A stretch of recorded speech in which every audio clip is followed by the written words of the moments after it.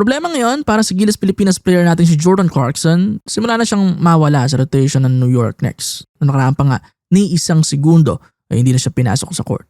At nagsisimula na nga rin mag-react dito sa JC.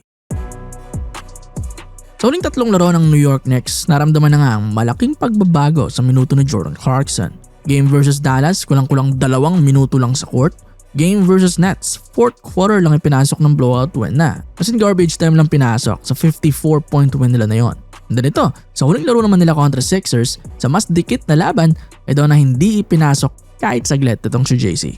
Talagang nabaon na siya sa rotation nila, no? For the first time sa over 40 games na so far sa Knicks, ngayon lang siya nabangko ng ganito. Ano na kaya ang future nato ni Clarkson sa team? Well, sa pagpasok na sa isang contender na team, expected na talagang matcha-chop ng malaking chunk ang playing time natin ni JC. Sa katunayan, career low niya na nga itong lahat. Mas mababa pa sa rookie year niya. Just 9 points a game sa less than 20 minutes of playing time. At ngayon, expected na mas bababa pa yan kung sakaling magpatuloy nga itong rotation ni Coach Mike Brown.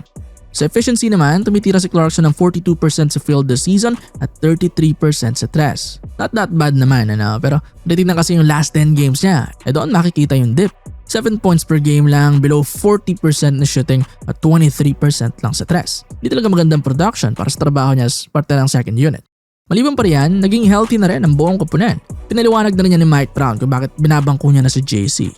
Aniya, mahirap daw hanapan ngayon ng minutes si Clarkson dahil kumpleto na nga ang backcourt ng Knicks. Tapos ang ganda pa na nilalaro nila Deuce at Shamet. Mas may mga defense din daw ito at maganda ang mga shooting.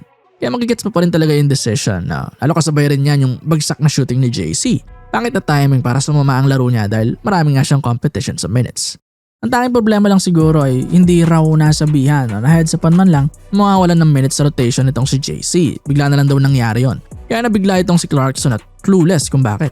Sinabi na lang niya na pinakikiramdaman niya daw yung nangyayari. Para sa kanya, makakatulong pa rin naman daw sana siya sa Knicks o kahit saan team.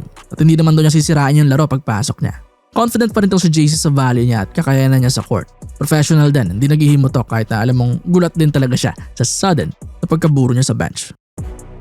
Kaya yun, ang aabangan dito ngayon ay kasama kaya si JC sa nalulutong move ng Knicks sa trade deadline kung sakali mang meron.